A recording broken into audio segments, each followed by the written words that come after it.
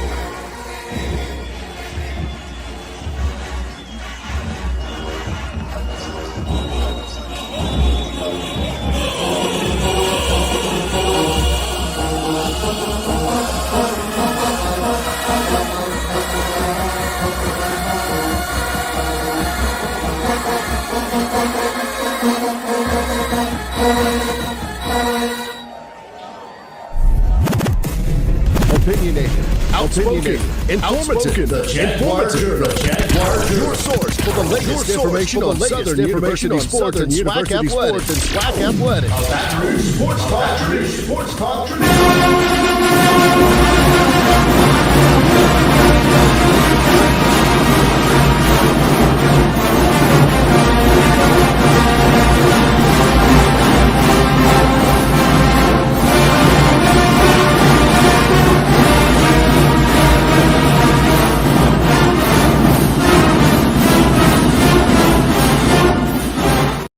All right, bright and early on a Saturday morning, it is the Jaguar Journal. Good morning to everybody. Hope you guys are having a great week and had a great week because it is championship weekend, Southern University versus Jackson State. Another rivalry for Southern University this weekend. Remember, last week we just had the Bayou Classic, Southern and Grambling down in New Orleans, and an epic game it was. The Jaguars get the victory 24-14.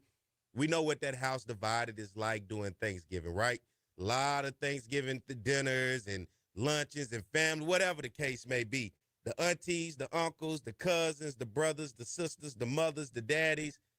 Look, there's Grambling on one side, there's Southern on the other side, and we understand what that means to the state of Louisiana when the two premier institutions of higher learning get together down in New Orleans for a grand time that we like to call the Bayou Classic. So now that Southern has finished that, Southern has finished up the regular season, headed over now to Jackson, another rival, part two of this rivalry of both these teams met earlier this year in September.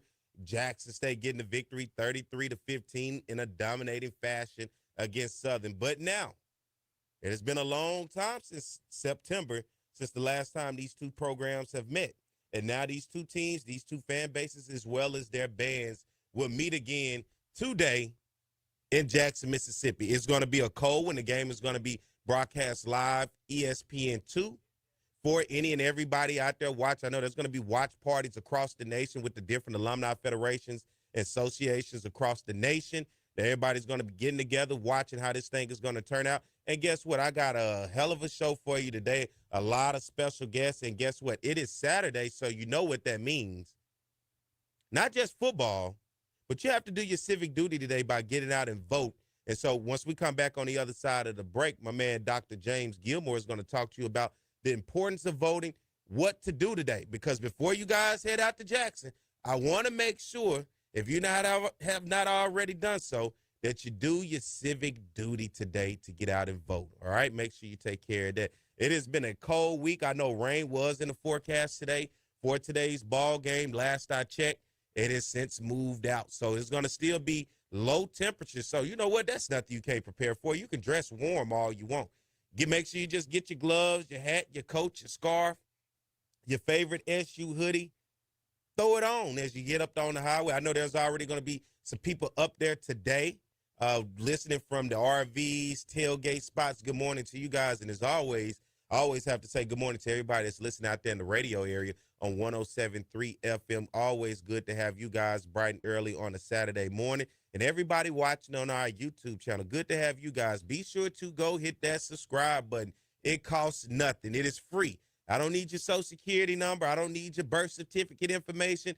I just need your love and support. Hit that subscribe button, become a subscriber, and you'll get the notification every time we go live and anytime you get any of the videos. My man Mike has been working hard behind the scenes, uploading videos from different segments throughout the previous shows. So instead of you having some time watch and sit back and through a 2-hour show, we're now having it where you can go directly to certain segments and be able to listen to them, whoever comes on. And so I hope you guys have an opportunity to enjoy it, and that's why you have to hit that subscribe button. Good morning to everybody as well watching on our Facebook Live. Good to have you guys with us as well. Look, you know I share this thing across all the different groups, whether they like it or not. Good to have you guys hit that like and follow button on the Jaguar Journal Facebook page. Come on now, we're constantly growing, and guess what? We're getting on X, previously known as Twitter and Instagram. So good to have you guys. Go on there and follow us as well. We would love to continue to grow because guess what? We're trying to grow the brand. We're taking it further and beyond what we have right here on the radio. And, you know, every morning we get comments from all across the country. We get Tampa Bay, Florida in the building, right? We get Harlem, New York. We get Chicago, Detroit, Dallas, all across Louisiana, Houston. I'm pretty sure there's going to be plenty of Jackson folks on here today wanting to chime in and listen and talk their noise with the Jaguar Nation as we continue to roll. We're going to have my man John Grant as well, Executive Director of the Celebration Bowl, on today's show because guess what? Winner of today's ball game will earn a berth into next week's Celebration Bowl on December the 14th over in Atlanta, Georgia. It's going to be a huge game. South Carolina State from the MEAC is already sitting back waiting. Kenneth Berry, we all know him very well, former offensive coordinator and offensive line coach right here at Southern University. He's just sitting back rubbing his hands like Birdman and watching these two teams play today as he get a chance to scout Southern and Jackson. Winner of today's ball game will advance to the Celebration Bowl to take on South Carolina State, who finished the regular season 5-0 in the MEAC. They're sitting there, a top 25 team in the FCS, and they're going to be looking to see if it's going to be the Jaguars or if it's going to be the Tigers. So John Grant is going to come on and talk to you about travel, hotels, tickets, what all you need to do to prepare. Because I know there are many folks, my man Vark out there, I know he typically goes regardless who's in the Celebration Bowl. I went to the first two Celebration Bowls when they first started. 2015 was the very first one. Had an opportunity to watch Tariq Cohen and North Carolina A&T go down to the wire with a very good Alcorn State team. And then in that next year, in 2016, Devontae Kincaid and Grambling State taking on North Carolina Central. Hell of a game that was. That's the last time I went, 2016. So I'm hoping the Jaguars give me a reason to make it back this year in 2024 because a lot of people are counting Southern out in today's matchup as Jackson State has finished the regular season undefeated in conference play. No, you have Southern right there behind them, winners of the Western Division at 7-1, 24-14 victory last week against Grambling in the Bayou Classic. Jackson finished the regular season with just a straight-up butt-whooping up in Lorman, Mississippi on the reservation against Alcorn State. And so today, all roads will lead to Jackson, Mississippi. Try to wake my man up, Pete Richardson, today. Coach Rich said he was going to come on. So, y'all, if I get him, I get him. If I don't, I don't. But I'm hoping I'm able to get him. Coach Rich said he's going to come on this morning because you know what? Who knows Southern and Jackson better in a championship game than Coach Pete Richardson? He coached in the very first SWAC Championship game in 1999 when Southern and Jackson played in front of a packed house in Birmingham, Alabama, as well as my man, you know, Kevin Baptiste from WAFB and Jim Klein Peter from The Advocate. We're going to break down today's game, look around, and figure out what are the keys for Southern University in this one if they want to come out to this game today as the SWAC champions. And then my man Travis Jerome from Jackson State over their media relations. He's going to come on as well and talk to us about the do's and the don'ts for all of you guys that'll be at Mississippi Veterans Memorial Stadium today. You already know about the clear bag policy. He's going to talk to you about parking. He's going to talk to you about tickets, tailgating, and everything else that you're going to need to know for today's big matchup. So when you show up to Jackson, Mississippi, today, you won't say, I didn't know. I want to make sure that you are informed. I want to make sure that you have all the information and that you got your tickets from the right place. Because recall last time, people were buying tickets from the wrong place and were not being accepted at the stadium. So I want to make sure that you guys get the right things today in terms of tickets and that you make sure that you handle your bags. Ladies, come on. Don't go in there with all these other bags. You know you need a clear bag. Don't go up there acting surprised like you didn't know, all right? And so for everybody else out there, good morning. Glad to have you guys with us. I know you guys are waking up. Turn your radio up. Get your YouTube, your iPad, your phone, whatever you're watching us on. Get it up and ready to go. It is Championship Saturday. Don't you hear the energy? I hope you got it as well. And before we get ready to take a break, I got to tell you, special show. Go vote today. And my man, Dr. James Gilmore, is going to join me after this break. And we're going to talk about the importance of why you should get out and vote today for many of you who are going to hit the road from Baton Rouge to Jackson, Mississippi. So y'all stay tuned. We'll be back. More of the Jaguar Journal.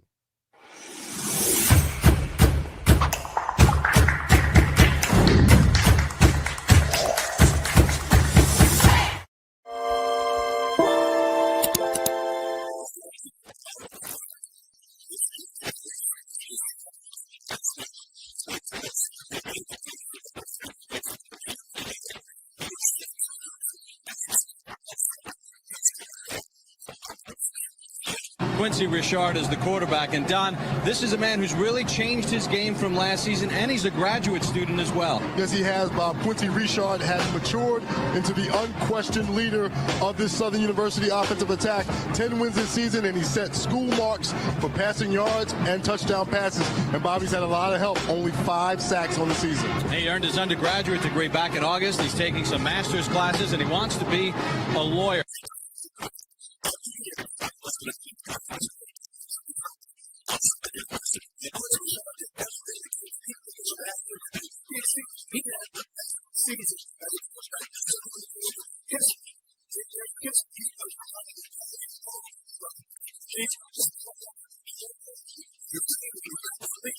Here's Richard looking in the end zone. Has a man there. Touchdown, Southern University. Play clock down to 3. Richard gets it off over the middle. Touchdown! Holmes goes in motion and comes set on a 1st and 10. Richard completes it. That's Ard. Ard down the sideline. He could go. And finally pushed out of bounds. Richard's run for 10 touchdowns this season. He's going to keep it. Richard goes in. Make it 11 for Quincy Richard. Richard wide open. Touchdown, Chris Davis. Oh, does he love playing football even more now? That in the flag against Grambling, holding on the kickoff. Richard looking deep, and it's a touchdown. But only 3 times did he go down. Twice he ran out of bounds behind the last scrimmage. It goes down as a sack. 2nd and 8, the deep ball, and that's our man, Chris Davis, for the touchdown. Time for today's State Farm Players of the Game. And from Southern University, the quarterback, number 15, Quincy Richard, 34 of 42, 552 yards, 5 touchdown passes. Quincy, on behalf of State Farm Insurance Companies, I want to present you with a trophy for the most outstanding player today. Congratulations.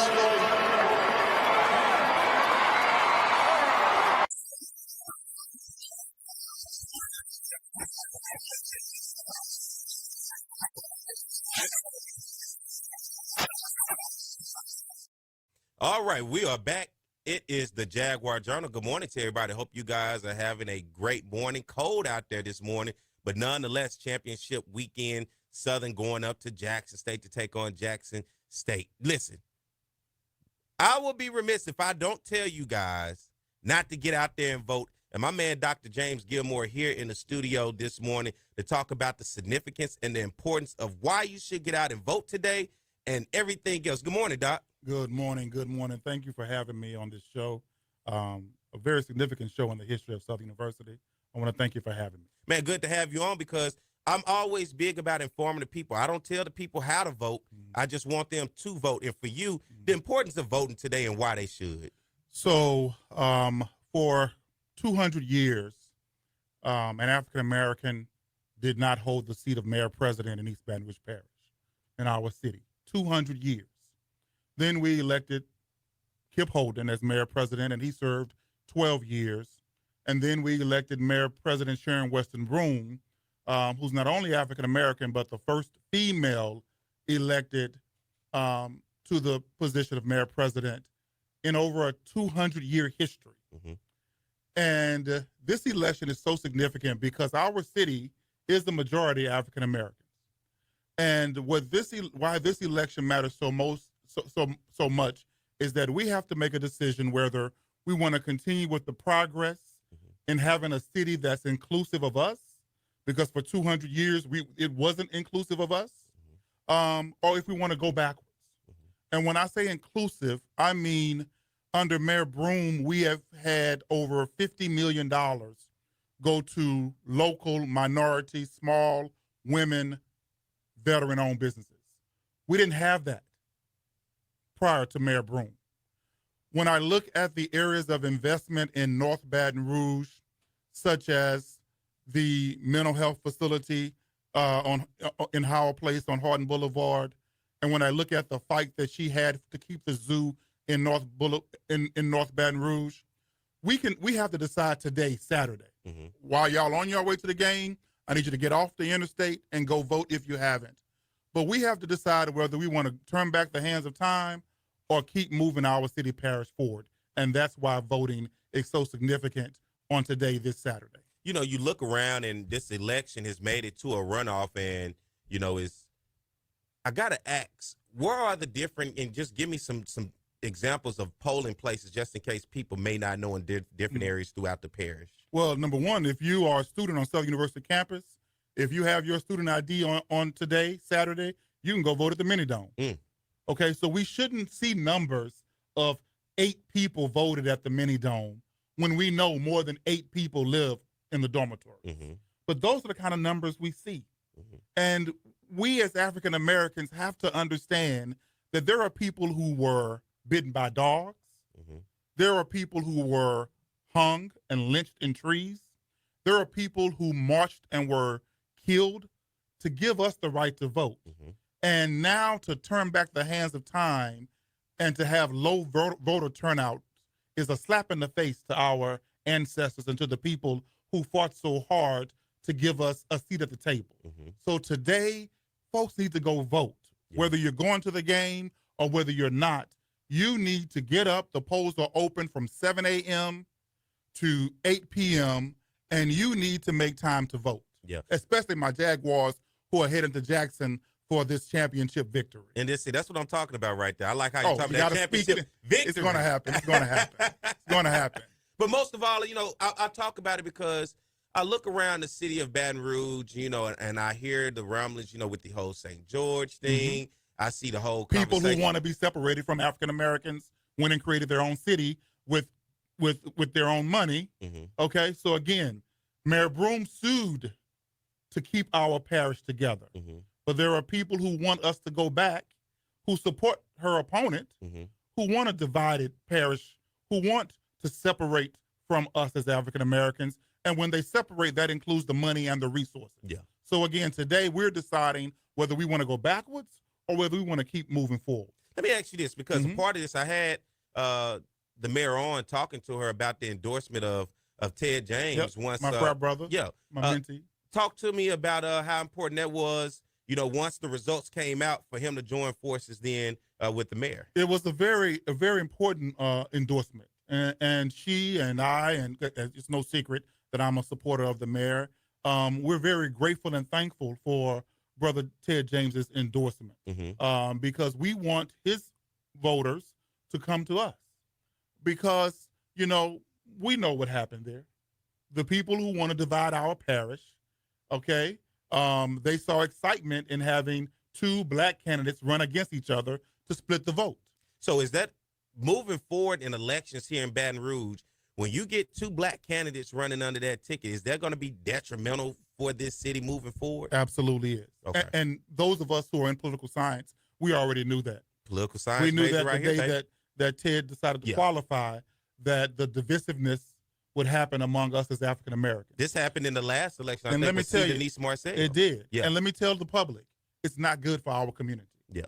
I don't want to be on opposite sides of people who I've been on the same side with, fighting for equity and resources and small business contracts. Now we're divided. Yeah. Let's not allow that playbook to happen anymore. Because politics can be dirty. Politics is a contact sport, okay?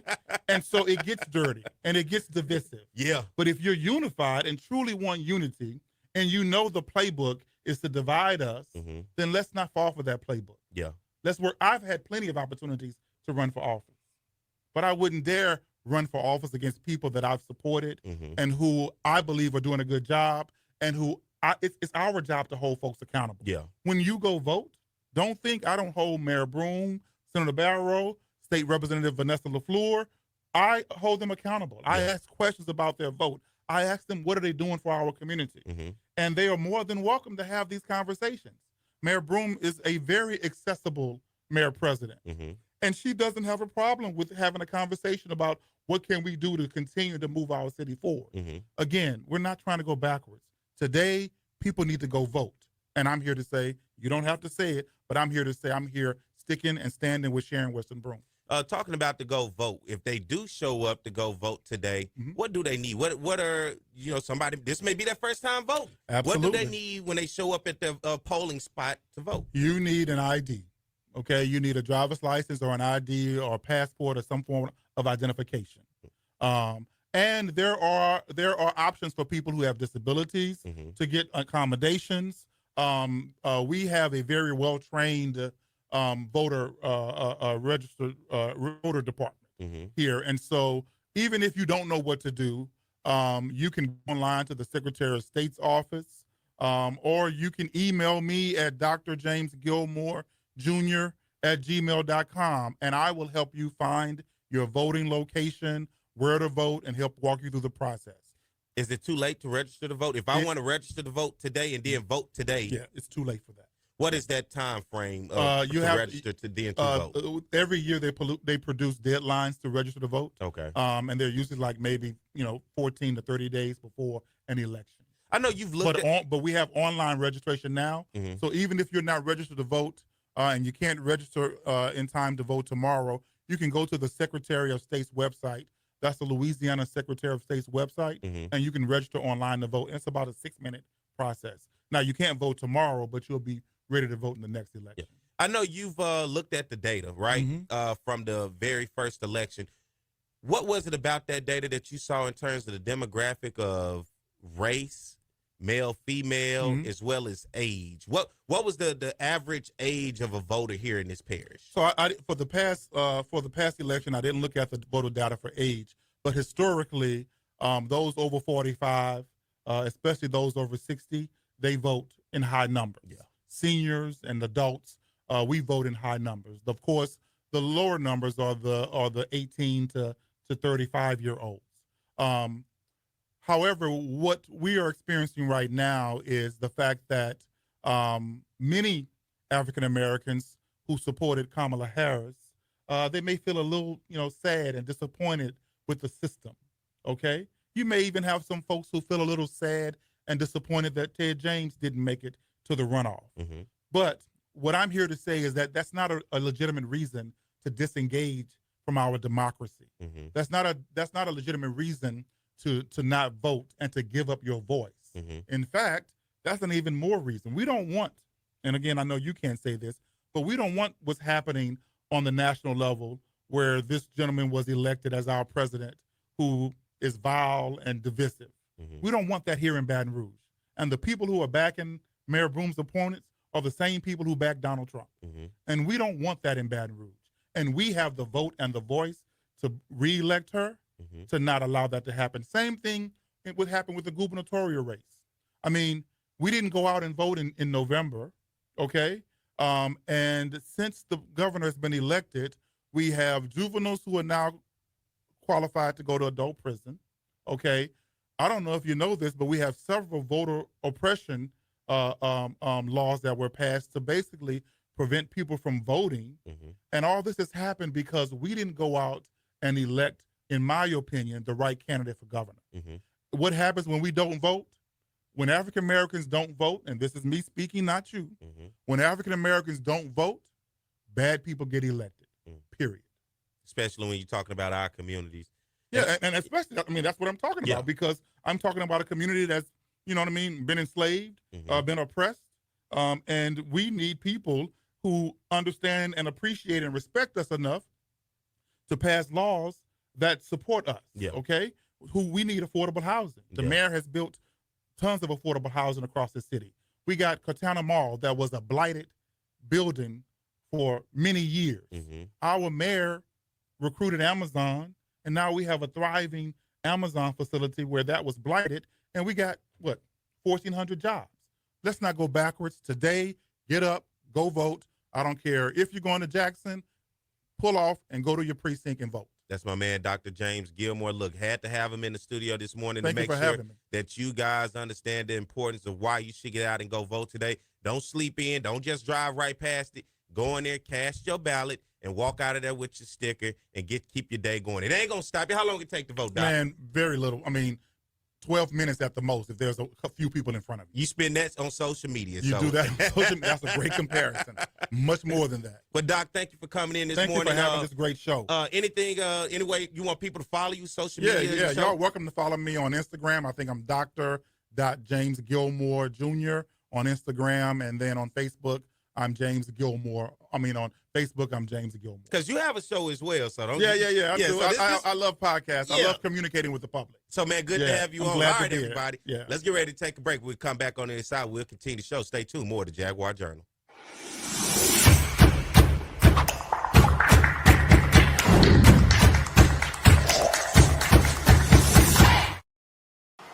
It's On the Yard Sports, and I'm Perry White, and what I need for you to do is go follow and subscribe to our YouTube, Facebook, Instagram, as well as Twitter right now. T.R. Ricks is a fifth-year senior who's getting his first chance to drive the train that Bob talked about. And right now, he's driving it quite well because the Southern Jaguars are kicking butt in the SWAC conference. As Bob mentioned, 6-0 overall in the SWAC, and T.R. Ricks has played so well, over 2,000 yards passing. In the last 3 games running the football, he's been over 100 yards on the ground. The respect factor that he gets from his teammates is incredible. As a fifth-year senior who's never started, they elected him captain.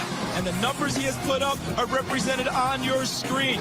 27 total touchdowns on the offense, a pass percentage of nearly 60%. He could be the SWAC Player of the Year on the offensive side. Best, and they're going to get a huge dose of the best offensive player in the SWAC, and that being Thomas Ricks. Yeah, what Thomas Ricks has found a way to do is just beat defenses either with his arm, with his feet, or with his leadership capabilities, finding a way to win the games late with fourth quarter comebacks. He showed versatility and athleticism. He's a tremendous athlete that knows how to win, most importantly.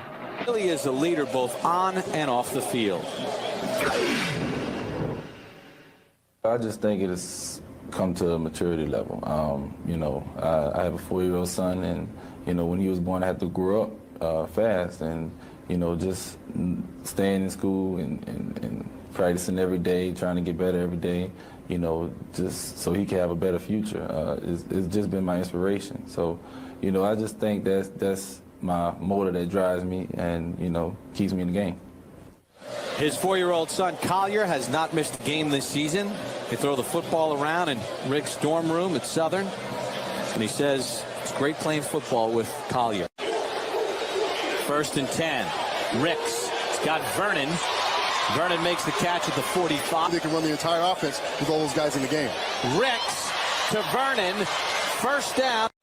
Holmes in the backfield. Ricks. 1st down. Gage on the tackle, but not until Ricks picks up the 1st down. 2nd and 7. Ricks. Overstreet's got it. Across midfield. Ricks has a receiver downfield. It's caught for a touchdown. Territory. Ricks fakes the pitch. Gets inside the 15. He's in the type of young men that represent his philosophy in life and in football. Ricks in a shotgun. He's going to run it out to the 10. And 2nd and 11 after the holding. All right, we are back. It is the Jaguar Journal. Good morning to everybody. Glad to have you guys with us. as we rock and roll this morning. Hey, we know it is Championship Saturday, right? Southern and Jackson. But, of course, last week we had the Bayou Classic up in New Orleans. And guess what? It was a great time of victory for Southern, and we got nobody better than to talk about the Bayou Classic than my homegirl over everything marketing and talking about the Classic than Candace Brock. Good morning, Candace.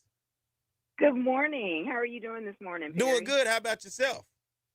Good. I'm awesome. Good to hear your voice. Listen, a weekend of fun activities, the ball game itself, the Battle of the Bands, the Greek show, and everything else. Now, what we need as we move forward, we need a slight recap of everything. How did it go on the other end of operations for the Bayou Classic? Man, we had another successful year. I mean, things were amazing from start to finish. And I mean, I'm saying amazing even from that Monday with the press conference on through to Thursday with the parade, Friday with the Battle of the Bands, and Saturday with the game. I mean, everything was a huge success. So big shout out to Southern for coming, for Grambling, for really showing out. Everybody who came to the event, we truly appreciate you because we couldn't have done it without you all. Now, I saw the attendance for this year's game hit 63,000. Big attendance number when you look at that. What was that impact like for the city of New Orleans with 63,000 people showing up for the Bayou Classic? Man, it was a huge impact on the city of New Orleans. Of course, that always helps all of our businesses. That just helps, you know, the city of New Orleans as well as the state of Louisiana as a whole. So, you know, Bayou Classic, it generates so much money for the city and the state as well, which is why I continue to say we got to keep it home. We got to keep it right there. Yeah, you're right about that. Was there any attendance for the Battle of the Bands and the Greek show? I don't have the numbers for that yet, but I know we had another really big show with that. We also had some really large numbers as well for the parade because we really made the parade a really big deal this year. We had about 50 units in total for that, including about like 15 bands who performed. And then we also had partnered this year with a Second Harvest Food Bank. And so we were able to really kind of incorporate ways that the community could give back as well. Let's talk about halftime, right? This was everybody was talking about it. Yes. Boosie with Southern. I got to ask you, though, what happened with Tank? Can I ask you that? I mean, you know, I'm not quite sure exactly what happened with Tank. He was there and scheduled to perform. I think just some things got crossed up with the timeline of things, which kind of impacted that for them. You know, but he did meet with the band and, you know, had all intentions of really just showing out for them. Yeah, so well, I did appreciate that they played his songs. I'm going to tell you who did show out. That was that Boosie, man. Listen, he set that Superdome up and everybody on TV who was watching on television and in there, listen, that was one hell of a performance. Whoa, when I say Boosie came in, showed up, and showed out, like from start to finish. I mean, his energy is already infectious. So once he just partnered with the band, woo, yeah, he was ready. He was ready. Let me ask you this. I didn't get a chance personally moving and grooving around. I didn't get a chance to make it over to FanFest, but I know people did to go get a chance to go see Rick Ross. Update us on how FanFest went. FanFest was a huge success. Even Rick Ross actually called after just to state how much he truly enjoyed, you know, being a part of this type of HBCU event. So that was really great to hear that. Not only that, you know who else showed out?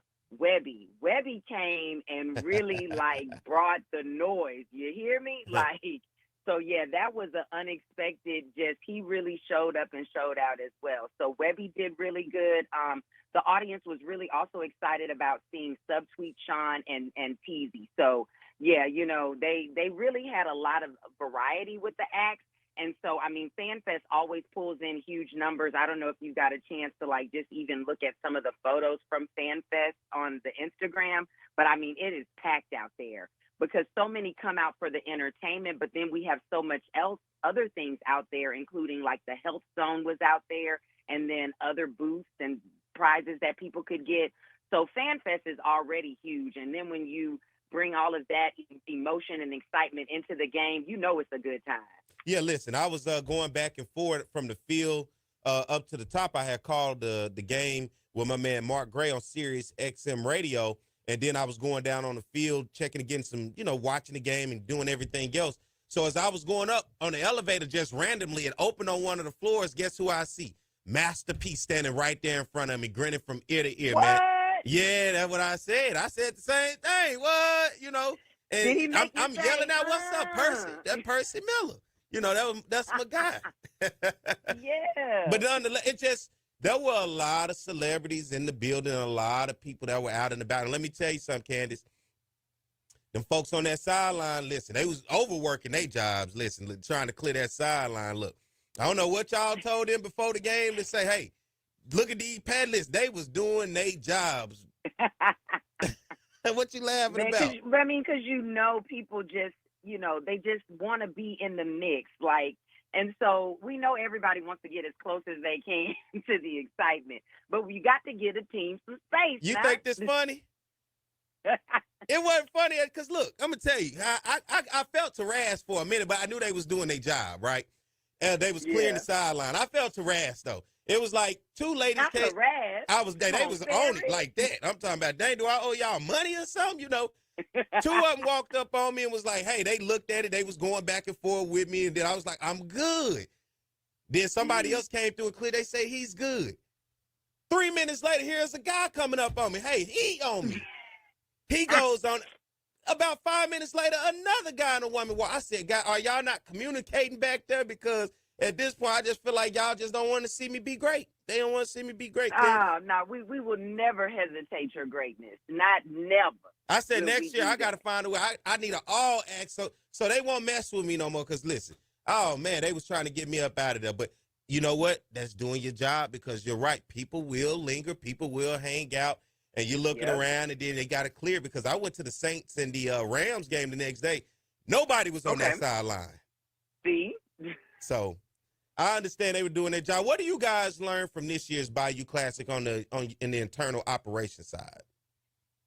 Well, when we had our meeting, just to kind of debrief and really talk about all of the things that went well and ways that we can improve for next year.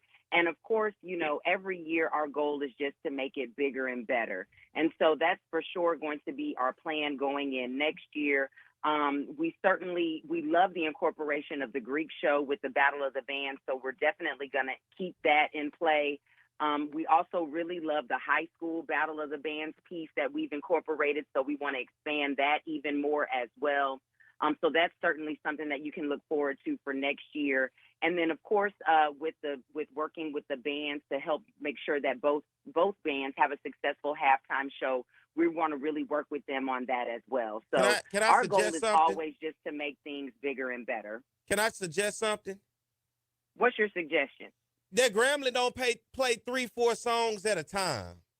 I mean, can we just get one song per band at the Battle of the Bands? This 2-3 song stuff, man, it's taking the fun out of that. That's my suggestion because Grambling just was really, it was like they was trying to play all these songs, didn't want to march out, then they get back in.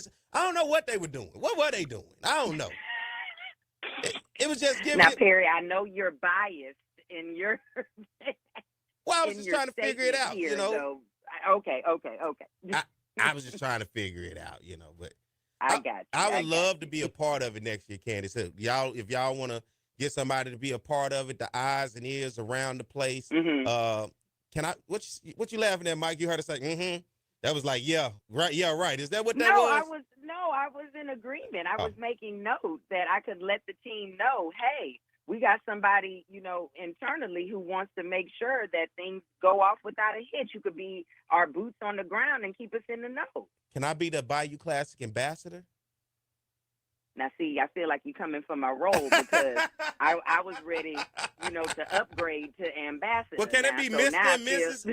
and Miss Bayou Classic? Okay, we'll do. I got you. I see what you're saying. We can share it. Yeah, it's like Mr. and Miss Bayou Classic. So when we step up, it's like you gonna do the thing, I'm gonna do the thing, we gonna do the thing. All right. I got you. Okay, I like that. Sounds better. Okay, yeah, my bad. I can get with that. I wasn't stepping on your toes, Kansas. I apologize. I wasn't trying to come for your job. Okay, I apologize. But I like what I do, Perry. I want to do it again. I like what you do, too. I want to be a part of it. Listen, I tell you how important this game is to me. It is my favorite event that I look for every year, and it's a lot of places and things I go do, but it's nothing like that Bayou Classic and just the camaraderie of families, friends, and two schools coming together for a great time with the entire nation watching it. I'm going to tell the people right now, we're going to have the 52nd Bayou Classic, right? Oh, but of course. You know it's coming back. Well, I'm finna tell the people because go buy your tickets, people. You know it's next year. Don't wait till the week of and then you're talking about, I didn't know they was going to have. It's already in planning stages. The Bayou Class is going to be next year. Go get your hotels now. When do you guys, or can I get tickets now for next year? Tickets aren't on sale yet for next year, but like you said, you might as well mark your calendar for it because you know it's coming. I mean, the date is simple. It's the Saturday after Thanksgiving. Like, you know it. So you might as well block the dates out on your calendar. Go ahead and start seeing where you want to stay if you need a hotel. Because I feel like we told the people before not to wait till the last minute, and a lot of them still did and tried to reach out to you for the hookup. I ain't got nothing for them. But next year, if I miss the Bayou Classic, along with Miss Bayou Classic, we may do some ticket giveaways. We may show up. We may do some stuff. See, I'm already planning ahead, Candace, for next year. I like that. I like how you already got the wheels turning of how we can make it work. Mr. and Mrs. Bayou Classic. Let's do it. I'm already for it. That is the voice of Candace Brock, the ambassador of the Bayou Classic. Candace, thank you for coming on this morning. No problem. Thanks for having me, Perry. All right. Let's get ready to take a break. We'll come back. We'll continue the show. Stay tuned. More to Jaguar Journal.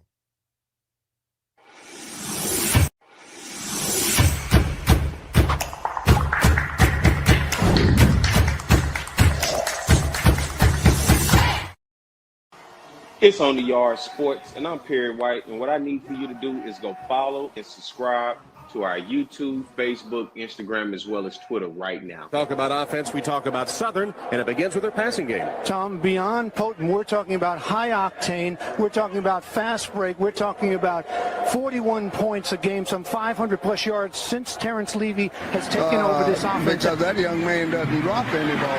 With the legacy that you started here, you got to feel happy to see it continue on with Doug Williams. Ball now back at the 22-yard line. Levy, no pressure at all. Touchdown, Ingram. The Bayou Classic.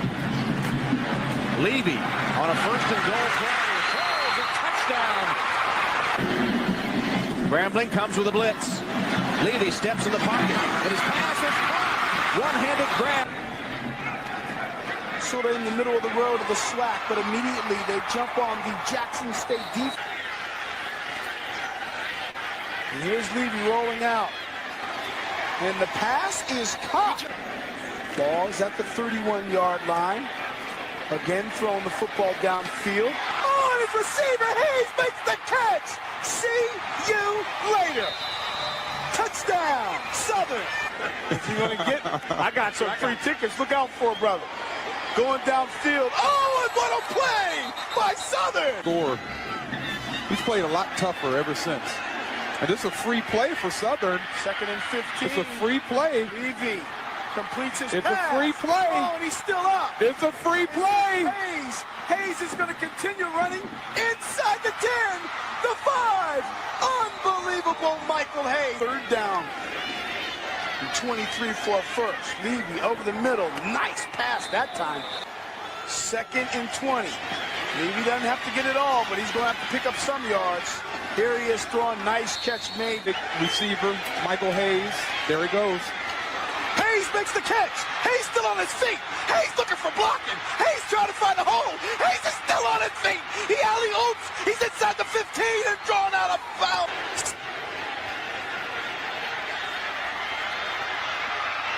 Touchdown. The backfield. Plenty of time for Levy across the middle. Has his man at the 15. You know, I don't know if you want to break the spirit of Terrence Levy or not. Here he wings one wide open down the middle and a one-handed grab made. The way. 3rd down and 4. And here's Lewis off the catch. Lewis still on his feet, and Lewis is. All right, we are back. It is the Jaguar Journal. Good morning to everybody. Hope you guys are having a great Saturday morning. We're at the top of the hour, and guess what? as we get towards the top of the hour, we got to have this very special conversation because next week is the Celebration Bowl. The winner of today's ball game between Jackson and Southern will advance into the berth of the Celebration Bowl. And nobody better to talk about the Celebration Bowl than the executive director of the Celebration Bowl, and that's my man, John Grant. Good morning, John. Good morning, Perry. How are you? Doing good, man. How are you doing? I am perfect, my fan. Perfect. What a great day. We're about to close the final door. Yo, here we are closing the door. Cricket Celebration Bowl. I saw you over in Orangeburg, South Carolina, presenting South Carolina State and Coach Chennis Berry the official ticket to the Celebration Bowl as they earned a berth into the Celebration Bowl. The Bulldogs finished the season 5-0 over in the MEAC. They are the MEAC champion, and now the Jaguars and the Tigers today in a rivalry game. Winner will advance and get a berth into the Celebration Bowl. For you, since this thing has been rolling, I went to the very first Celebration Bowl back in 2015 when it was Tariq Cohen and North Carolina A&T taking on Alcorn State. And then in the next year was Grambling taking on North Carolina Central. But this game has continued to trend in the right direction, both in television and the numbers. How excited have you been to see the longevity of this bowl game and the only bowl game for FCS teams between the MEAC and the SWAC? Well, it's been exciting with the evolution and the growth, the acceptance of this game among the HBCU diaspora, because it's bigger now than just the two participating teams and the two participating conferences. We think collectively we are all putting together our HBCU Super Bowl. Talking about the HBCU Super Bowl, a lot of finances come through this. Conferences get a chance to financially gain from this, just not the teams that play in it. Talk about the finances that go back into the conferences and as well as the teams that play in this.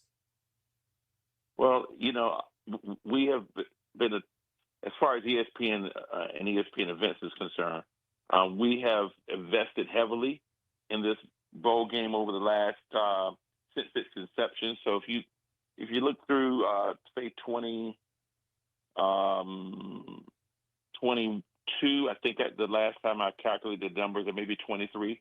I mean, we have contributed over $18 million combined to the conferences through the Cricket Celebration Bowl as well as the Cricket MEAC SWAC Challenge. Yeah, you're looking at that $18 million going out to help these institutions because we know many of them are considered low-resource institutions. And last year, you guys incorporated the ESPN Band of the Year. 2 divisions, a lower division and a higher division. And last year, you guys got that off the ground the Friday, the night before the actual big game. And this year, you're going to do it again. Talk about what was the purpose of you guys saying, hey, we got to incorporate the bands and we got to do polling throughout the year for these bands. Well, as you know, Perry, marching bands is an essential part of the HBCU culture, and especially HBCU football culture. We have loved the resurgence of actual, the game play with football, but, there are many years when HBCU bands sort of carried the mantle as our football program sort of went through this transition. But most importantly, bands participating in a lot of games, whether they're classic games or otherwise, aren't necessarily included in the compensation equation. But yet they're such an integral part of it, number one. Number two, we felt that it was important to give bands and their band members, the student, I call them music athletes, who work hard every day to sharpen themselves in their craft, an opportunity to compete for a championship as well.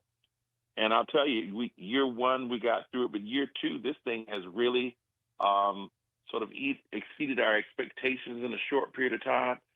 But we know the future for this is really going to be strong, and I actually see it rivaling the Celebration Bowl itself as we build out what we're calling Championship Weekend.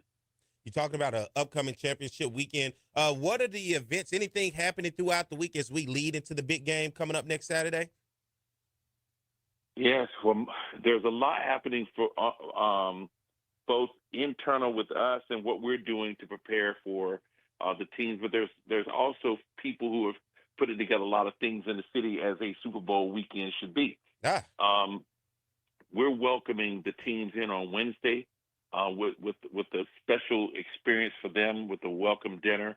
We've got other activities that are focused. A lot of what we do is focused on the team experience and giving the players, a world-class experience. So whether it's from financial education we have with one of our corporate partners to a partnership we have with the NFL that's teaching them about careers in the NFL off the field, to, our champions, what we call champions showcase dinner, highlighting them as well as, past coaches who have won the bowl game. And then on Saturday morning is our Coca-Cola fan experience pregame, and we'll be featuring the two participating bands in a pre-event battle, jamboree style format outside before the game occurs at our Coca-Cola fan experience at the Georgia World Congress Center International Plaza.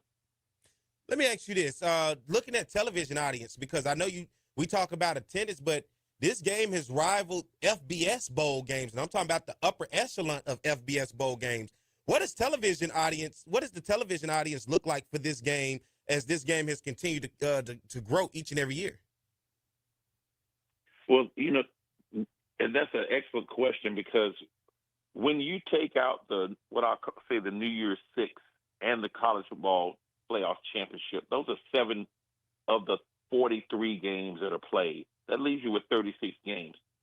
And when you look at the viewership for the Cricket Celebration Bowl amongst the other peers of those 36 games, I mean, we're rated in like the top 10% of those games from a viewership point of view. And we're also rated very highly in an attendance point of view. We're among the tops when it comes to attendance. Is this shocking when you get people to sit back maybe at ESPN and other places and say, damn, FCS schools can do this? The SWAC and the MEAC have this type of power economically, has this type of power on television. Like, is it shocking when you're able to present this information to people who sit at the end of the desk? Well, ESPN has had a long commitment to developing and growing the space, with HBCUs. When we launched ESPNU, it was HBCU content and games that got that network going. So going back to then, and then with the formation of the MEAC SWAC Challenge, which is 19 years, next year will be 20, and evolving that into the Celebration Bowl itself, I think it's a clear demonstration of ESPN's commitment. Now, do we have an opportunity to continue to grow that? Yes. When I came on board in 2015 to launch the Celebration Bowl, there were about 35 HBCU games being televised at that time. This year, there are over 120 HBCU games carried on networks, including ESPN, HBCU Go, the NFL Network. That is a huge growth and expansion in that space. So that is an indication, in my mind, of the quality of programming that's out there, the quality of the football that's being played. Because that wouldn't be happening if we didn't have great games on the field. That's right. And viewership follows that. So the growth and what we're seeing with the evolution and the continued what I call the space of HBCU football, the quality of it is without question. And with the SWAC Championship happening today, with 2 perennial powerhouse teams on ESPN2 in a primetime slot at 1 o'clock is reflective of that as well. It is. And my man, John Grant, who's the executive director of the Cricket Celebration Bowl. Going to be next week. Winner of today's ball game between Southern and Jackson State will earn a ticket. He's going to be right there on the field later on today presenting that ticket for whoever earns that berth into that Celebration Bowl. And listen, go follow the Celebration Bowl across all social media. They're on X, they're on Facebook, as well as Instagram. Keep up with it in terms of tickets and everything else. Hey, John, thank you for coming on this morning, man. I hope you stay warm today at the game, man. I appreciate you, Perry. Thanks for having me. All right, my man, John Grant. Hey, everybody, we are reaching the top of the hour. I'm going to try to see if I can wake up Coach Pete Richardson and see if I can get him on. If not, then you'll just hear me, but we'll try to figure it out. So you guys stay tuned. I'll be right back. More of the Jaguar Journal.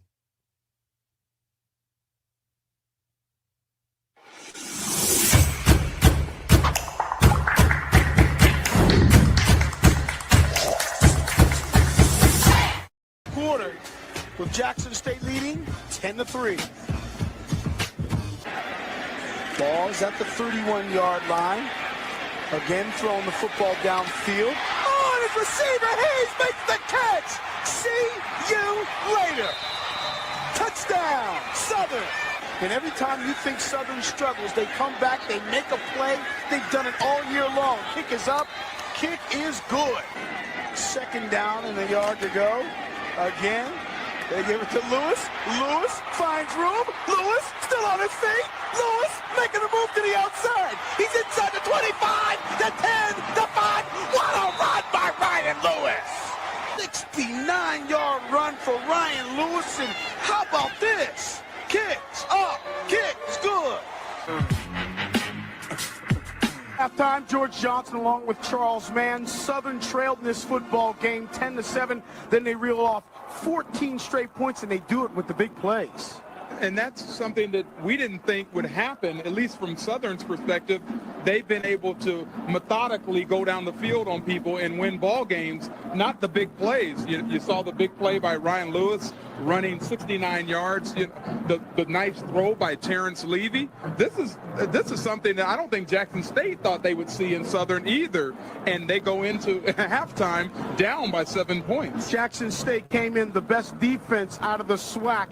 And if you take a look at the highlights, you will see that this club, and I'm talking about Southern, was really able to capitalize on a couple of miscues, and the big plays are the result of it. And this is Daniel Guy with a nice stiff arm to Bradley Pittman there. And he runs that ball 36 yards inside for a touchdown and makes it 7-3. And then Terrence Levy, quarterbacking, throws a big bomb to Michael Hayes, who gets by Rashard Anderson and waltzes into the end zone for a 69-yard reception. And then the big run by Ryan Lewis, the scat back for Southern, races 69 yards for the score. And that's where it stands right now, 17-10. Southern is on top. Passing leaders in the conference. Lionel Hayes from Grambling, your top passer. Washington second, but he's intercepted right there. This time the inside handoff. And the ball was dropped to Tommy Head.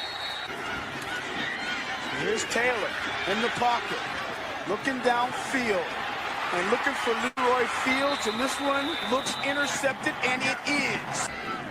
He's played a lot tougher ever since. And it's a free play for Southern. 2nd and 15. It's a free play. Levy completes his It's pass. a free play. Oh, and he's still up. It's a free play. Hayes is going to continue running inside the 10, the 5.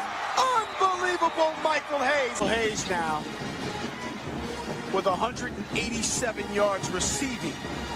169-yard touchdown, 181-yard touchdown. And Southern's came up with all the big plays. They lead by 14. And that one is intercepted by Darden. Darden looking for some room, and Guyan will finally drag him down. But we start the fourth right after this. 2nd down and 20 after the penalty. Oh, he's got a man wide open. Going into the corner. Touchdown! Reynolds attempting the point after. It's good. A 32-yard field goal. Kick is up. kick is good. This is a great football game. We knew it would be, though. Torrey Thigpen got us out of our seats. And this is the punt return by Torrey Thigpen. We were just talking about, we haven't seen him. He breaks 2 tackles and runs up the sideline. He has great blocking, but gets pushed out of bounds on about the 1 yard line. And all right, we're back. It is the Jaguar Journal. Good morning to everybody. We're at the top of the hour. It is Championship Saturday, Southern University versus Jackson State. The 4th time both these teams will meet in a SWAC Championship. And I said, you know what? No better person than to talk to the person who was in the very first SWAC Championship in 1999. He is former Southern University head football coach and Hall of Fame coach, my man Pete Richardson. Good morning, Coach. How you doing this morning? Doing good, man. How you doing? Hey, I can't complain. Anytime I get a chance to talk to you, I ain't complaining at all, man. Look, I enjoy the conversations every time. Coach, you know this championship game very well. You coached in the very first championship in 1999 over in Birmingham at Legion Field, and your Southern University Jaguars took on Jackson State in that ball game. Both teams highly touted coming into that game. Take me back down a walk through memory lane in 1999 when Jackson and Southern played for that very first SWAC championship. Yeah, that was SWAC's first championship game, and of course we were going against Jackson State. They had a very powerful team, and going into that game, I knew that it was going to be a challenge for our football team because we were going against a fine team. You look at this rivalry between Southern and Jackson from a coaching standpoint to get a team ready for a game on Saturdays. What is that like at Southern when you know you're getting your team prepared to take on Jackson State?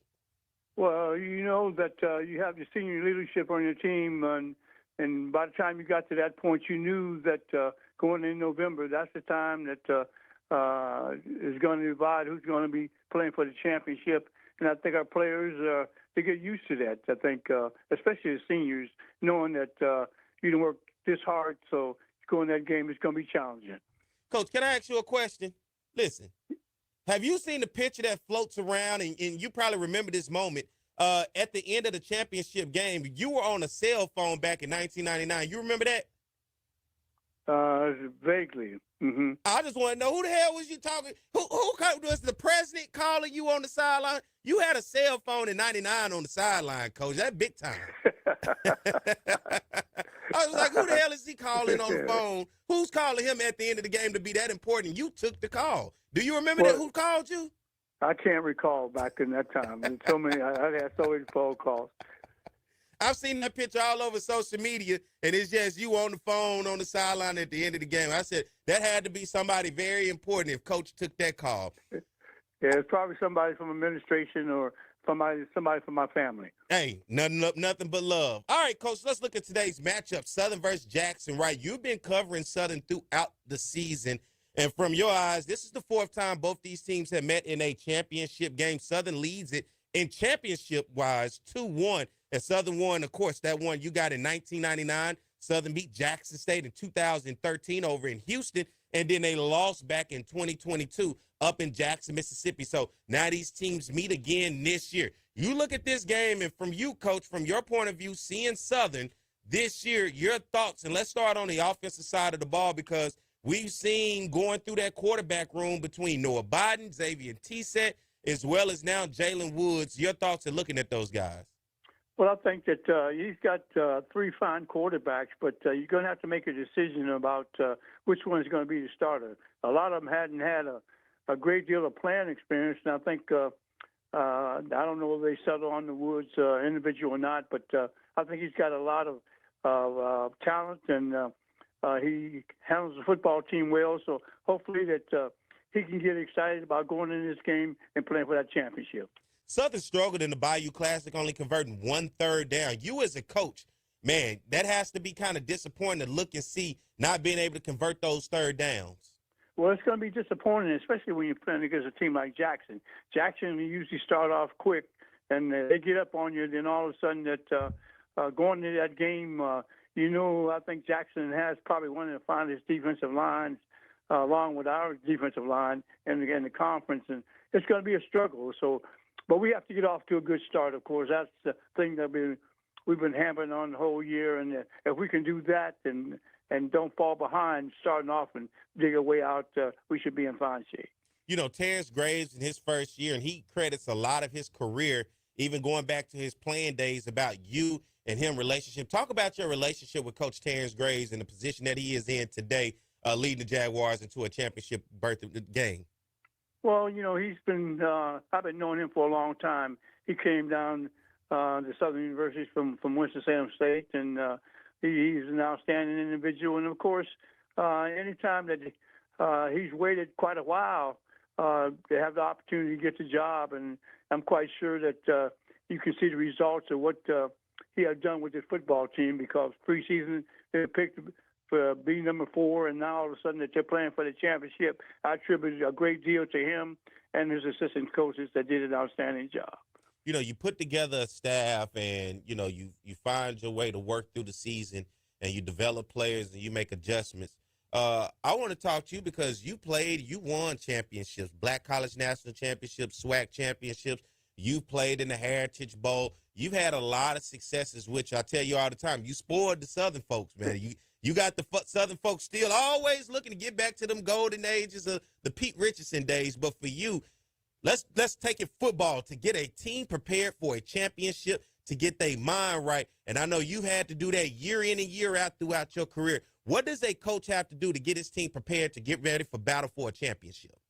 I think the main thing you have to do is making sure that you concentrate on they didn't buy into your philosophy, especially the last part of the year, and have the seniors step up. And, of course, hopefully that you don't have any major injuries on any of your leaders on your football team.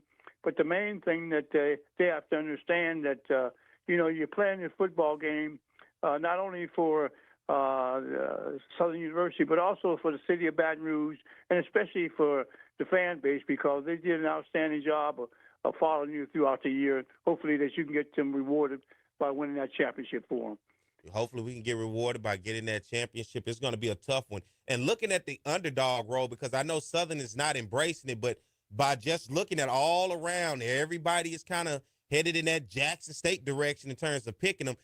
Have you ever, or can you recall where you just felt like, and I'm not going to say maybe you, but the outside world felt your Southern team was an underdog in the game, and you kind of had to look at the team and say, hell, anybody can get beat any given day? Well, you know, you look at football or any sport, you're going to have the individuals throughout the years that's going to be consistently the ones that's winning the championships, and then you get the wannabes following them. But I think that basically you have seniors on your team, and especially that's been in your program, that's been bought into it, and that's the goal that you achieve. The first thing you want to do is you want to win the West. Then you achieve that object, and the next thing you want to do is then you want to win the championship. And I think those players have to understand that the fan base is going to have, you're going to have individuals that have doubted you from the start, and that's fine. But I think the main thing that you have to do is you have to be confident and buy yourself into the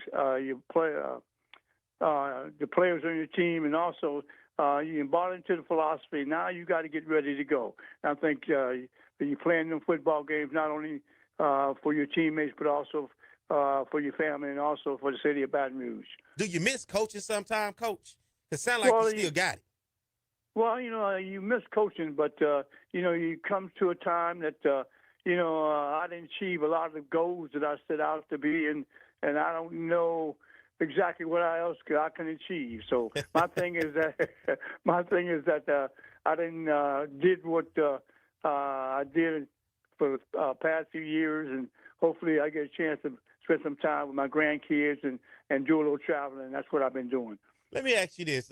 When did coaching seem like it became a calling for you? Because, of course, you played in the NFL, and, you know, damn good ball player on the defensive side. But when did coaching seem like that was the calling for you? Well, I think that, you know, you have dreams of playing professional football, and, of course, it's hard to visualize that, especially when you're an individual about 5'11", 165 pounds playing in the pros, but you always have that. But you have also, I had some tremendous coaching that taught me the basic fundamentals, and I had a chance to play in the professional football, even with my size, until I messed up my knee.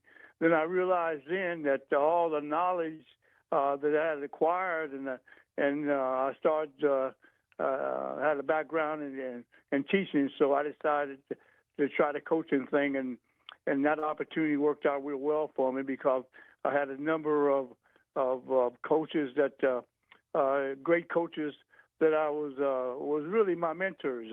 Of course, you look at Eddie Robinson. I used to talk to him, especially at the coaching clinics when I would go to him and sit down. And also another individual that's probably one of the mentors is Clarence Big House Gaines, basketball coach back at Winston-Salem State University.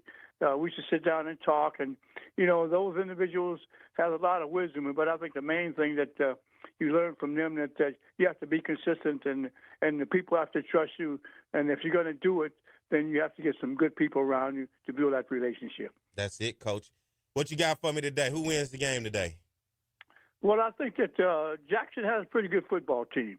And I think they beat us the first time, but we're going to have to prove to ourselves. But we're a different football team also. But I think that it's going to be a nip and tough game, and the thing that it's going to be exciting for both programs because we played in the first one, and we still got one up on them. So hopefully that we can come out on this game on top. I like that, Coach. You got me fired up this morning. My man, Coach Rich. Coach, you make sure you dress warm later for this game because they're going to have you up there in that box. That wind going to be blowing down on you now.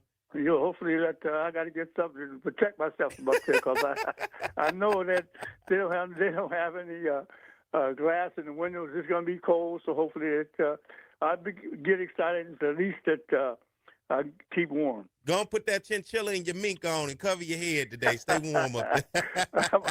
I would have to, so okay then. All right, Coach, thank you. That's my man, Coach Pete Richardson, Hall of Fame, former Southern University head football coach. He's the man who has spoiled the Jaguar Nation and has us all still feeling the golden years. Let's get ready to take a break. When we come back on the side, we'll talk about today's game, Jackson and Southern. Stay tuned. We'll be right back.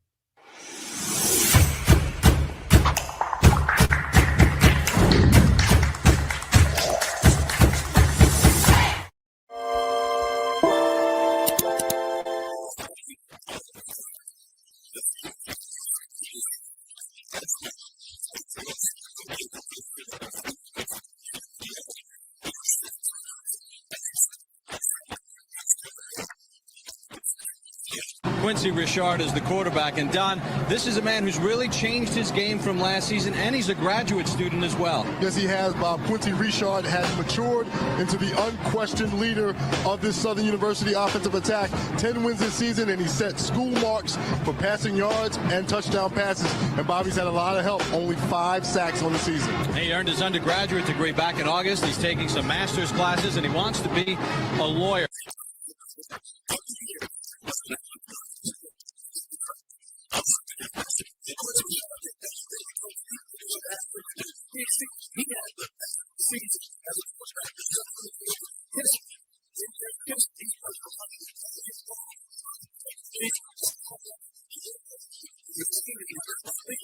Here's Richard looking at the end zone. Has a man there. Touchdown, Southern University.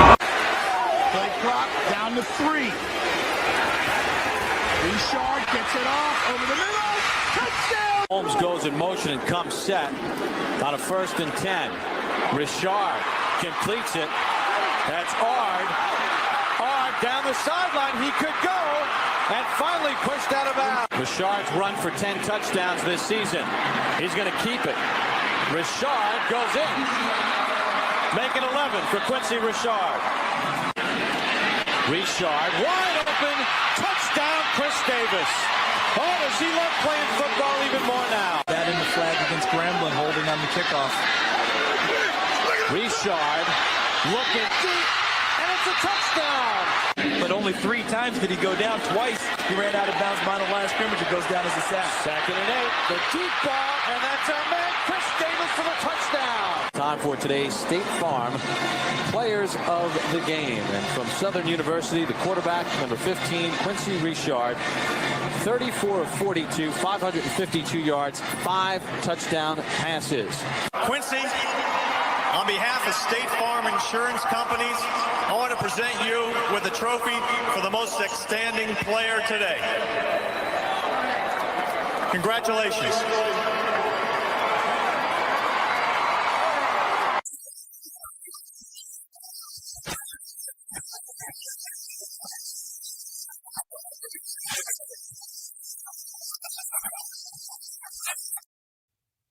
All right, we are back. It is the Jaguar Journal. Good morning, everybody. Hope you guys are having a great Saturday morning as we keep things rocking and rolling. Time for the breakdown of today's big game, Championship Saturday. It is Southern versus Jackson State SWAC Championship. Both rivals know each other very well, and nobody better to have a conversation with about today's game than my man Jim Kleinpeter and Kevin Baptiste. Good morning, Jim. Good morning, Kevin. Howdy, Barry. Kevin, you there? Morning, Barry. I'm here. Good morning. All right, fellas, let's break it down. And I want to start, I'll start on the offensive side of the ball with you, Jim. Looking at this team going through the quarterback situation, right? Noah Biden, Xavier Tissett, as well as now Jalen Woods, who started the last two games. You've seen, and you and I have talked about this offensive line rotating guys in and out. And then you've seen the emergence of Kobe Dillon, C.J. Russell, and as well as Kendrick Grimes. And even how about Chandler Whitfield going over 100 passing receiving yards and the Bayou Classic and winning the MVP. Looking at this offense, Jim, your thoughts headed into today's ball game compared to what they were in the first meeting against Jackson State, where this offense put up 416 yards of total offense, 387 in the air, and only 29 on the ground. Yeah, well, it's a different offense run by a different quarterback who didn't play in that game with three different offensive linemen up front, and probably a scale-back offense that what they were trying to do earlier in the season. I think once they went with Jalen Woods, I think they're just and they're running because they're running the ball better. You're looking at a team that is not going to take as many chances, and really, I think that would be a mistake. I think this offense in this game needs to take some chances. It needs to do some things it hasn't done in the last three games. When it has an opportunity to throw something at Jackson State it hasn't seen on film. And it seems like since Jalen Woods has been inserted in as quarterback, we've seen the more explosive plays by the offense. Would you agree? Yeah, I think that there's been a few there, but I think they're trying to hold back on that. I think he's gotten a little more comfortable, and I think they're going to continue. I saw him being a little more conservative than I expected him to be in the Bayou Classic. But that's what I'm saying. I think they maybe need to open it up a little bit this week. Kevin, I look over at the defensive side of the ball for Southern against Jackson State in that first meeting. Jackson State, 399 total yards of offense, 198 yards in the air, 201 on the ground. It was Irv Mulligans, who is the SWAC Offensive Player of the Year, his first game back coming off an injury, and Southern held him 13 carries to 51 yards and a touchdown. Jacoby and Morgan, 12 of 21 for 153 yards and a passing touchdown. And then you're looking for Tillion, 3 receptions and 60 yards. That Jackson State's offense was finding ways to pick Southern's defense apart here and there, by being able to catch Southern in bad situations. Your thoughts on Southern's defense, Kevin? Yeah, that first game, as you said, Jackson State was basically just having their way with Southern's defense. They was just doing everything, running down the middle, running to the outside and the boundary, and then hitting with the RPOs to the tight end. And but I think since then, Southern's defense has become a lot more disciplined. They've been leading the way for this team a lot.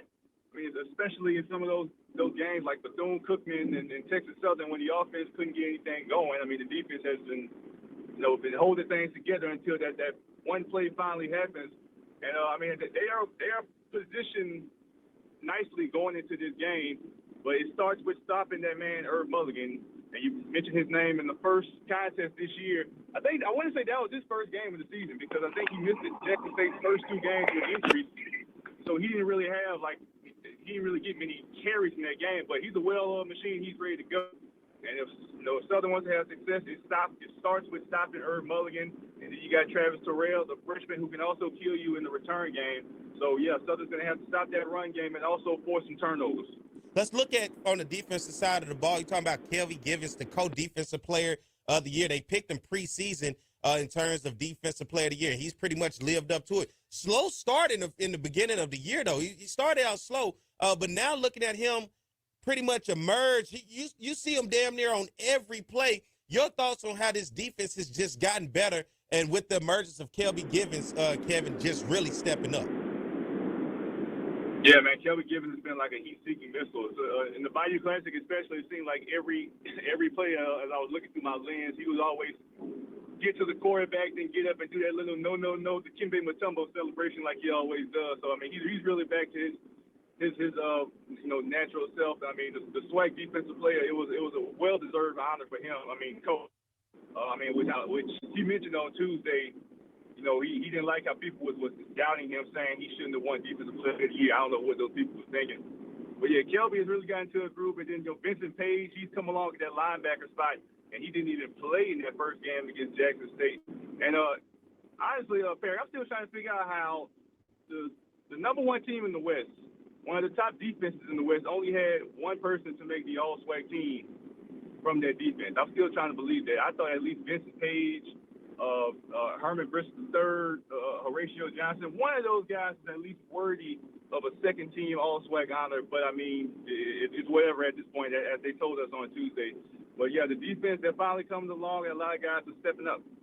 Jim, I'm going to come to you with that because that question he just asked saying, seems like Southern was snubbed. Your thoughts on that, not seeing more Jaguars on that All-SWAC selection? Yeah, that was a definite snub. And I think Alabama A&M had 6 players on the team, and they finished 6 and 6. So I know how these all conference teams go, how the voting is sometimes. You start looking at the guys' stats, but you also have to consider the team that they play for, and Southern's defense was the linchpin unit on this team on a SWAC West champion, and you got to take that into consideration when you're voting on this stuff. But people just look at the numbers sometimes, and a lot of bad defenses have a lot of good numbers because they spend their whole game tackling people, and that's you got to look at that. So yeah, it's really unfair and unfortunate that it happened that way. But I don't think any Southern player would trade an all-conference berth for playing in the championship game at all. Jim, let me ask you this. As we look at the tail of the tape, today's matchup between two of perhaps the top defenses in this conference. Now, Jackson State's offense seems to be a little bit more advanced as well as their special teams. But looking at this, we were all at the press conference, and I kept hearing that underdog word used around at the press conference this week. But for you looking at this matchup, what do you see today with Southern and Jackson? Not of what we saw before, but as of today. That's for me. Yeah. Well, I see a better performance by Southern. I don't know if they can beat Jackson. Jackson had a week off, and sometimes having a week off takes a little bit of the edge off your team. And but I don't see that happening with this Jackson State team. I see a better game. I don't see them getting ahead 23-0. But I don't know if Southern can win this game. Jackson's pretty good. They're tight just about everywhere. They got their kickoff return guy is really, really good, and that's something that Southern's special teams kind of been a disaster this year. Kevin, I throw it over to you. Of course, here I am using that word underdog that we heard all on Tuesday. But for you, looking at today's matchup, looking at the matchups across the field, what's your thoughts on Jackson and Southern? I see two battle-tested teams, but battle-tested in different ways. And what I mean by that is Jackson, in the games they've won on this 8-game win streak, they've really dominated people, or when they play good teams like a Florida A&M or an Alabama State. They've really made the play when it mattered most. Southern, they've gotten those plays, but it's been in some interesting ways. I always go back to the Texas Southern game. Texas Southern had that game won, but the punter, the Bethune-Cookman game, it went into 5 overtimes, but it was a 3-0 contest going into the fourth quarter. And a team like Bethune-Cookman, who's really bad, there's no way that game should have been that close. So and then I think Jackson State, they're coming in, with on a mission. They've been going through a lot, with the whole film allegations and everything. There's the whole thing with T.C. Taylor. People been saying how they would never be able to replicate what Deion Sanders was doing. So it's going to be a very fiery atmosphere. And I'm kind of like Jim. it's going to be a real tough task for Southern, and it's going to be very hard for them to get the job done. Looking forward to the big game today. Winner punches the ticket into the Celebration Bowl next week over in Atlanta, the SWAC Championship. Two rivals, Jackson and Southern, know each other very well and do not like each other. So I'll be interested. I hope this thing does not get chippy at the end, fellas, as well. I hope whoever loses, just go to this locker room. Do not go midfield. I'll be nervous to that because you don't want to head into next week with any suspensions. But for that, hey, man, want to thank you guys for coming on. Thank you, Kevin. Jim, man, appreciate you guys for coming on this morning, man, and being able to have that conversation. Kevin, man, let the people know where they can find you. At KBetT Jr. on Twitter/X and on Instagram, and also on WAFB Channel 9. All right, Kevin, appreciate you, man. Thank you. All right, ladies and gentlemen, listen. That sounds like a tough hill to climb for Southern University today, and I know you guys are all in the comment section. I know the Jackson State folks in here today. They always find a way to sneak over here in here, but guess what? Let's get ready to take a break. It's time to do so. Now I'm going to give you some information about today's ball game when we come back on the other side. So you guys stay tuned. Hold your horses. We'll be right back. More of the Jaguar Journal.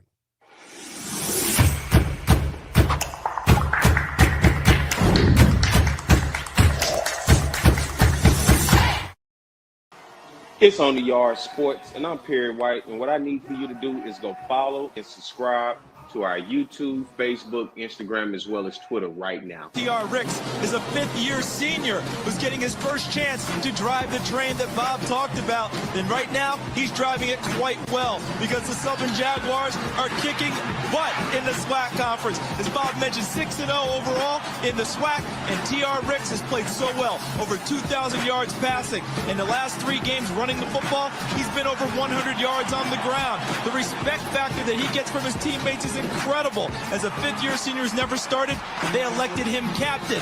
And the numbers he has put up are represented on your screen.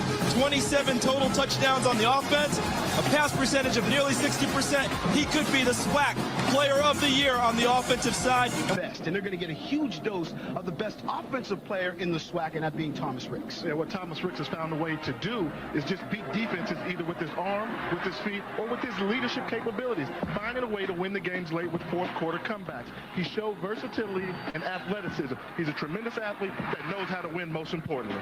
He really is a leader both on and off the field. I just think it has come to a maturity level. I have a 4-year-old son, and, when he was born, I had to grow up fast and, just staying in school and practicing every day, trying to get better every day, just so he can have a better future. It's just been my inspiration. So, I just think that's my motor that drives me and, keeps me in the game. His 4-year-old son, Collier, has not missed a game this season. They throw the football around in Rick's dorm room at Southern, and he says it's great playing football with Collier. 1st and 10. Ricks. He's got Vernon. Vernon makes the catch at the 45. They can run the entire offense with all those guys in the game. Ricks to Vernon. 1st down. Holmes in the backfield. Ricks. 1st down. Gage on the tackle, but not until Ricks picks up the 1st down. 2nd and 7. Ricks. Overstreet's got it. Across midfield. Ricks. As a receiver downfield. It's caught for a touchdown. Territory. Ricks. Fakes the pitch. Gets inside the 15. He's in the type of young men that represent his philosophy in life and in football. Ricks in a shotgun. He's going to run it out to the 10. And 2nd and 11 after the holding. All right, we are back. It is the Jaguar Journal. Good morning to everybody as we keep things rocking and rolling. Good show. Good to hear from my man, Coach Pete Richardson, this morning. Jim Klein, Peter, and Kevin Baptiste breaking down the game. And now I got to give you game information for the Jaguar Nation that's headed up to Jackson, Mississippi today, and for the Jackson fans that'll be headed over to the Vet today. I know we get everybody, and whether you're Jackson or Southern, it don't matter. Whether you're just a fan of this game that's taking place for a championship, nobody better to talk about it than my man who is the Associate Athletic Director for Public Relations, my man Travis Jerome. Good morning, Travis.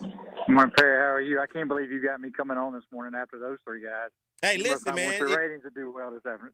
But you the boss dog today, so for it to run good today, everybody got to go through you. So I got it. Those guys only do well in Baton Rouge. We headed up into your neck of the woods today. Look, we welcome everybody to come up here. Just remember, don't get mad at Jackson State this weekend. It's a conference championship. So there's only certain things we do that are not that the conference office doesn't do because it's a championship game. It's at our field, but it's a neutral site, so to speak.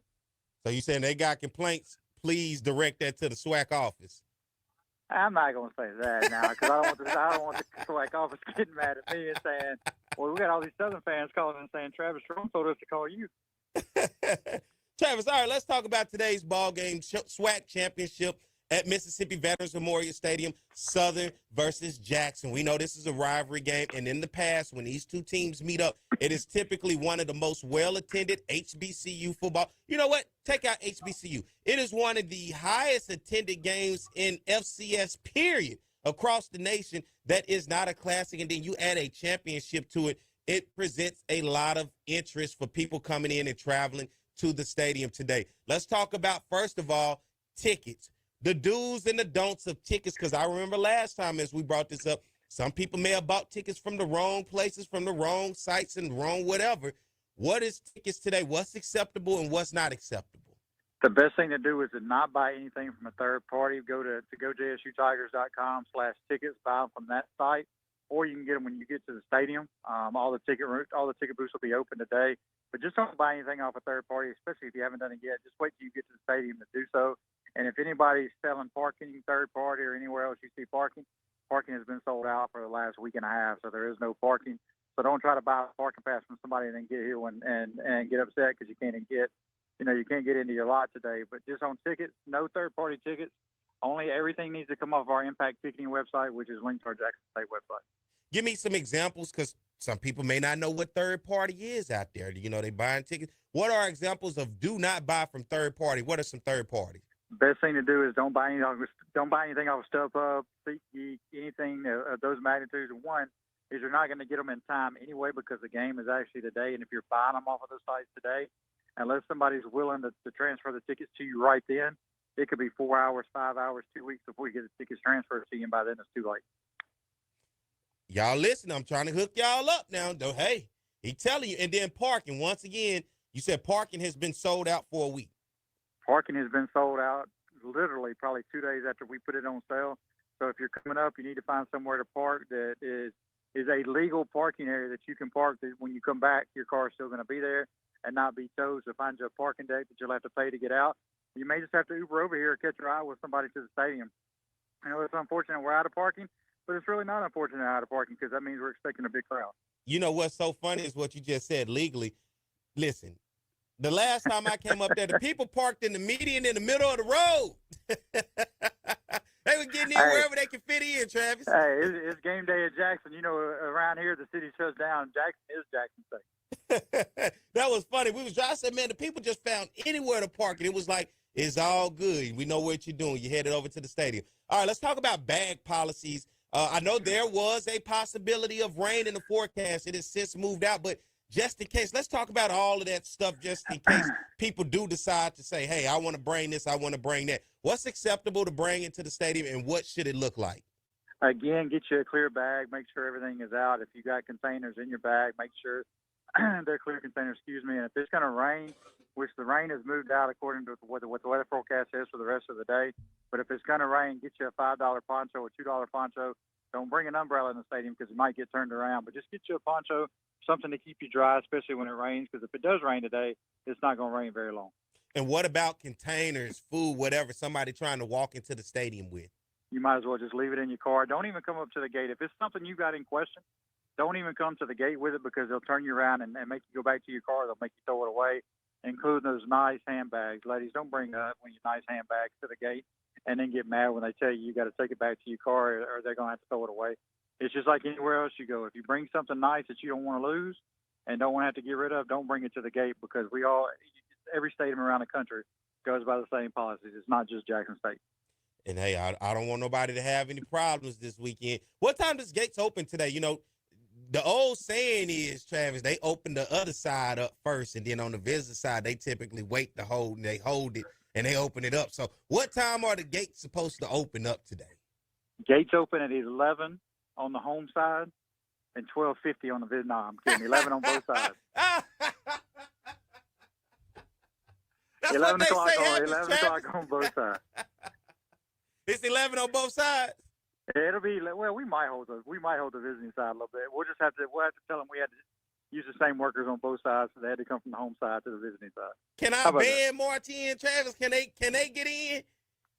I have no comment on that situation. That is above my pay grade. But everybody, look, let me just say this: everybody knows what the policies are here in Jackson, and you know when you got our band marching in, the biggest thing is we've had issues in the past. So the visiting band always comes in after the home band anyway, just because that way when the boom is coming in, the visiting band can't play over them. I mean, it is our home game, and that's just one of the things we ask when visiting teams come in. Just respect that it's our home game. We understand you want to do what you want to do, but just it is our home game. Let us do our normal thing, and then we'll move on. See, Southern has created change in policies in places. It's understood. We can respect it. Travis, let's talk about this game on television. ESPN2 tomorrow is going to be broadcast right there in Jackson, Mississippi, and Mississippi Veterans Memorial. Give us some information about being able to watch this game out there. Yeah, a lot of eyes will be on this game. It kicks at 1 o'clock. Kick time will actually be at 1:05 with a 5-minute slide due to TV. So if you're expecting to watch the game, go ahead and click it over to ESPN2 at about 12:58 for a 1 o'clock kickoff. You'll go through your little pregame spiel from Tiff and Jay, and then they'll kick it down to Coley Harvey on the sideline. And then we'll kick it off at 1:05 unless something happens. It's a chance for both programs to be seen with a lot of eyes, a great recruiting tool for both teams, a great recruiting tool for both bands, just because they'll all be seen on television. Let me ask you this. I'm not going to ask you like you don't know, but what is currently maybe the ticket count towards this game currently? Honestly, if I could tell you a number, I would tell you a number. I was so far off on the other one, I don't even want to venture a guess on this. And that's one of the things I've learned around here a long time ago. You don't ever ask until you get told in the fourth quarter how many people are here. Hey, and I'm looking forward to it because we already know the attendance is going to be high when it's Southern and Jackson. You can expect nothing less than an electric atmosphere. You can expect nothing less than a great crowd, the bands, everything about this. Tailgating, for those who want to tailgate, any tailgate information out there for people? The best thing to do is go to our website, and if you've got friends who already tailgate, you're going to have to figure out how to get to them because, again, all those spots are sold. So if you're going to tailgate, unless you know somebody, you just out of luck this weekend. It sounds like a big game, Travis. It sounds like this is what championships are all about. And you know what? Congratulations to Jackson because all that money gets to stay right there at Jackson State, man. That is the beauty of being able to host a championship. And winner will advance to the Celebration Bowl. We had John Grant on, executive director of the Celebration Bowl, talking about the importance of this game. He's going to be there to present the ticket and, whatever else, the good trinkets that come with being a SWAC champion. But once again, Travis, I want to go through once again, just in case of what they say it a little louder for the people in the back. Let's go back through tickets once again. What's acceptable and not acceptable? Tickets, don't buy from a third party. Either buy them online from GoJSUTigers.com/tickets or buy them at the gate when you get here. If you're getting here and you don't have a parking pass, don't try to pull in the parking lot and get mad because you can't pull in the parking lot because there are no parking passes. Those things have been sold out for a while. Tailgating, same thing. So you're not going to be able to get in anywhere if you don't have a parking pass already. But again, don't buy tickets from a third party. Just trust what you do. If anything throws up a red flag in your mind that something's not right, don't do it. I mean, that's just the general thing we try to tell people here. And it's not just Southern fans. It's Jackson State fans. It's Alabama State fans. It's everybody that comes here, including our own home fans, that things happen. And you get the ticket from the wrong person, and then you're just out of luck not being able to get in the stadium. What time does parking open? 7 a.m. Okay, parking already rocking and rolling this morning. And then lastly, I got to go back again over the bag and umbrella policy because somebody may not have heard us. Clear bag policies in effect. Don't bring anything in that you know that you're not going to be able to use. Umbrellas, big bags, your nice handbags that you want to bring in because you want to walk around so people can see what you got because you're either going to have to walk it back to the car or you're going to have to throw it in the dumpster that's sitting right by the gate because you're not going to be able to walk in the gate. So don't get here this morning and get upset because you can't get in with it. Yeah, don't be upset. And now if they start to open that gate at 12:50 today, be very upset. But my man Travis has assured us, 11 o'clock, the gates will be opening up. It's electronic, huh? Is it electronic scanning tickets?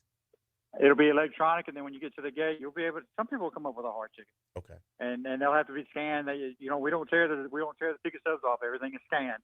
So be patient when you get to the gate.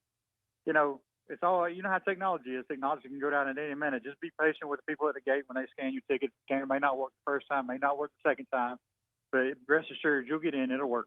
And I tell everybody all the time, sometimes the internet goes down. It kind of goes crazy because you have such a large population of people in a small area, and sometimes your internet may not work. So before you get to that stadium, you might want to screenshot that while you can still access that. Because sometimes we have issues with the internet. Have you guys worked with any wireless carriers to try to get anything out there for today? We have good service here. It's a matter of, just if something goes down, what do you do when it goes down? Yeah. We haven't had an issue in the past. It's just when you get a big congestion of people at the gate, that's when people get upset. Yep. So, you got a little bit more time to get here. Just take the time getting here. Just make sure you get here at a good time. Gates open at 11. Don't show up at 11:30 and wonder why you're standing in line for 45 minutes to an hour because the line's already long.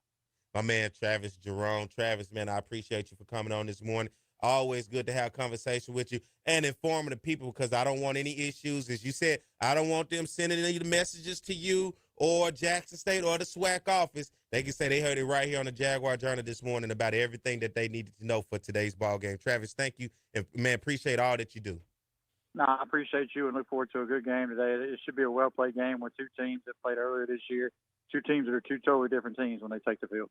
That's right. SWAC Championship, Southern Jackson State. My man Travis giving you all the information that you needed. Thank you, Travis. All right. Appreciate you, man. Thank you. Let's get ready to take a break. We come back. We're ready to close this thing out, ladies and gentlemen. Y'all stay tuned. We'll be back. More of the Jaguar Journal.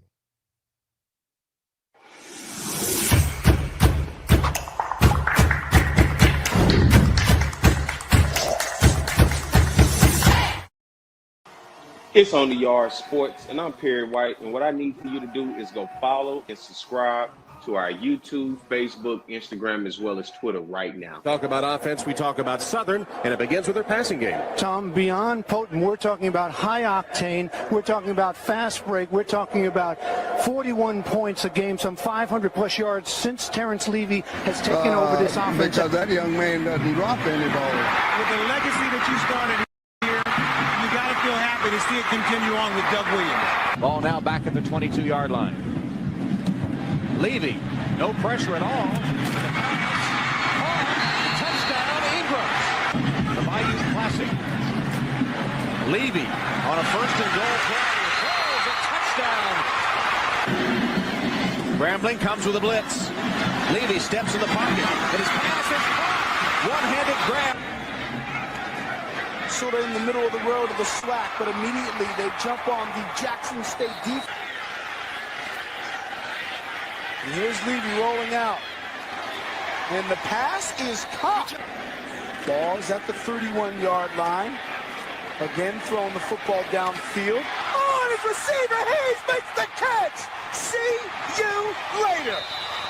Touchdown, Southern. If you're going to get, I got some free tickets. Look out for it, brother. Going downfield. Oh, and what a play by Southern. Score. He's played a lot tougher ever since. And this is a free play for Southern. 2nd and 15. It's a free play. Levy completes his It's pass. a free play. Oh, and he's still up. It's a free play.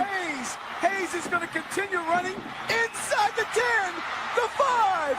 Unbelievable Michael Hayes. Third down.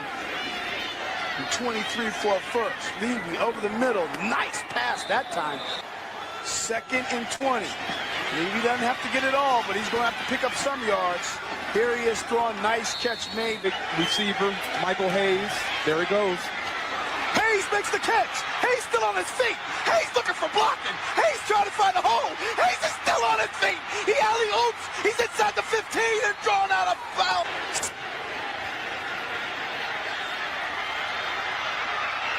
Touchdown. The backfield. Plenty of time for Levy. Across the middle, has his man at the 15. You know, I don't know if you want to break the spirit of Terrence Levy or not. Here he wings one wide open down the middle, and a one-handed grab made. In the way. Third down in 4. And here's Lewis off the catch. Lewis still on his feet, and Lewis is speaking. All right, we are back. It is the Jaguar Journal. Good morning to everybody out there. Glad to have you guys joining us, everybody listening to us on 107.3 FM across the capital city area. Hey, it's a pleasure. Good morning. I'm glad to have you with us, and whatever you're doing this morning, it's chilly out there.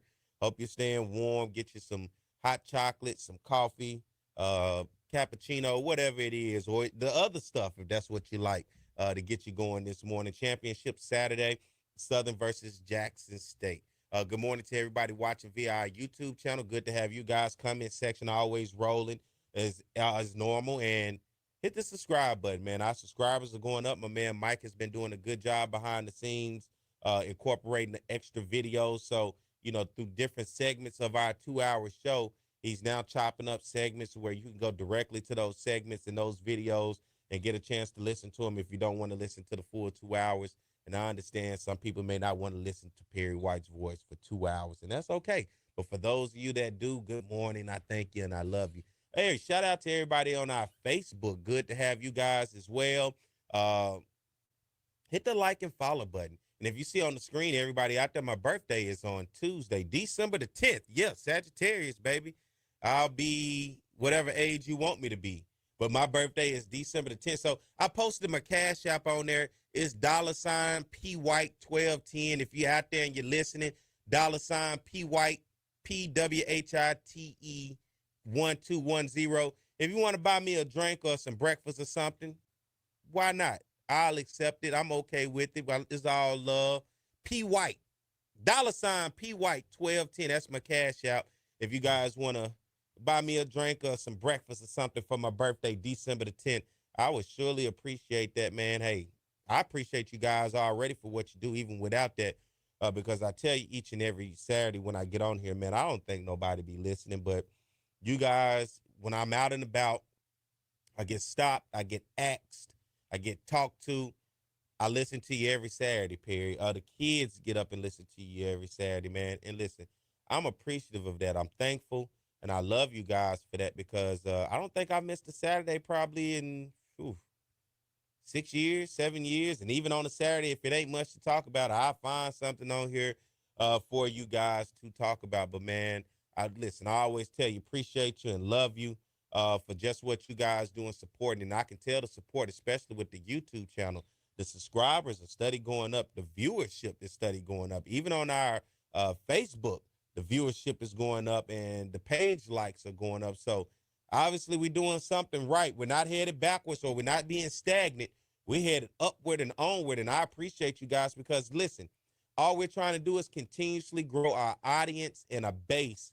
And that base and audience grows beyond Southern University. This just not has to be Southern. If you're a fan of the SWAC, if you're just a fan of me, or if you're just a fan of just wanting to hear this type of information, this is all we do it for. And once again, we're not just a YouTube or a social media show. This is a radio show. We use the YouTube and the social media as the archive factor of this radio show because in those early days, being at 7 o'clock in the morning, I will get to the games and people say, man, I caught y'all at the tail end this morning. Where can I go back and listen to it? And that was the tough part. I'm like, I don't know. You got to ask me what you want to know about the show today. That was about the best I could do. But now we have grown tremendously in a new space, and I am loving it. My man Mike hard at work all the time, making sure with the ideas and the creativity of trying to figure out what ways can we continue to grow. And we have continued to grow it. He's just started the Twitter page, a.k.a. X, as well as Instagram. So you guys can follow us on there. I already have the YouTube and the Facebook pages. So as we continue to grow, we want you to grow with us. I know a lot of people may not listen to radio these days. So a lot of people may not know about the Jaguar Journal outside of the people who have already known about it. But that's the beauty of you being able to share it and listen. Let them know what we're doing here. Let them know how we're growing and that we would love to have them grow with us. And so they can come if they're looking for their source of information and news right here. right here. I want to thank my man, Dr. James Gilmore, coming on, talking to you about the importance of voting. Remember, Election Day is today. Get out and go vote before you hit the road and head up to Jackson, Mississippi. Exercise your right to vote. Do your civil duty today, civic duty, and be a voter. Do that, okay? I can't keep stressing that. Get out and vote today, all right? Get out and vote. I want to thank Dr. Gilmore. Got to thank Candace Brock coming on, talking to us about the Bayou Classic last weekend and updating us in terms of how everything took place and what all happened. My man, John Grant, who is the executive director of the Celebration Bowl, which will take place next week in Atlanta, Georgia, December the 14th, 4 days after my birthday. He's going to be in Jackson today, giving that ticket to whoever punches it between Southern and Jackson today to head over to Atlanta next week. Want to thank him for coming on and talking with us, as well as my man, how about Coach Pete Richardson? I got him up this morning, y'all, talking to us about that very first SWAC championship back in 1999 when it was Southern versus Jackson State, Legion Field in Birmingham, Alabama, in which the Jaguars was able to pull it off. Coming on, talking to us, giving us a walk down memory lane. I wanted to know, Coach, who the hell was you talking to on that cell phone on the sideline? He said he don't remember. But whoever it was, the cell phone in 99 on the sideline is crazy. You had to be mad important for him to be able to pick that thing up and talk to you. So thank you to Coach Pete Richardson. Always, listen, Kevin Baptiste from WAFB and my man Jim Kleinpeter from The Advocate. We're going to break it down and chop it up talking about this Southern University team because that's what we've been doing all season throughout this journey. Is anybody surprised Southern is 7-1 in conference play and made it to a championship? Because we've all had our criticism throughout the year of just this team. But, man, this team with his grit and his will has found its way in the championship, and we talked about that today, so I want to thank them. And, of course, my man Travis Jerome up at Jackson State. He's over everything today in terms of the game day logistics, give you information about your bags, your tickets. Remember, do not buy your tickets from third parties. He is saying it will not be accepted. Do not bring any umbrellas into the stadium, and clear bags only. And once again, parking has been sold out, as he said, for nearly 2 weeks. So be sure and listen, it's the holidays, people. Do not leave any valuables anything of value in your car where it can be seen. I would hate for you to have to come back and the window or something is bust out. That's a long ride to go with the windows, with that air blowing in on you, okay? That is a long ride. So come on, people, think. It's the holidays. You know how things get sometimes. So make sure you take the precaution and everybody headed up today. Be safe. It's going to be not just the football teams, but you already know it's the other thing, too, what they call the Boombox Classic. It's going to be the band Southern, Jackson State, the Human Jukebox versus the Sonic Boom of the South. Hey, you're going to be thoroughly entertained. ESPN2, 1 o'clock kickoff. He said roughly 1:05 is going to be the ESPN kickoff time for today's matchup. It's going to be Tiffany and Jay going to be on the call. It's going to be a big game for those guys, man. And I hope everybody will be tuned in on ESPN2, 1 o'clock kickoff today. Tiffany and Jay, I love when they bring that culture to you and give you an opportunity to hear what that black college football experience is all about. You're going to hear the bands. You're going to hear the fans. And for sure, you're going to see both these football teams. Coach T.C. Taylor, who's the SWAC Coach of the Year, taking on Terrence Graves in year one at Southern University. Southern has the Defensive Player of the Year in Kelby Givens. And on the other side, Jackson State has the new guy of the year, right? Return guy, Travis Terrell Jr., along with the Offensive Player of the Year in Irv Mulligan. That's going to be Southern's assignment today, being able to see if they can stop him along with Jacoby Morgan, Fatilia, and the rest of those guys. So I hope you guys have enjoyed today's show. It is the SWAC Championship, a few hours from kickoff. Hope you guys stay safe, stay warm. Hope you have a great weekend. How long I got, Mike? What we counting down to? 10 seconds. Hey, if the man upstairs says the same, I'll be back next week at the same time in the same place, because always, it's the Jaguar Journal. Have a good week, everybody. And be sure my birthday is Tuesday.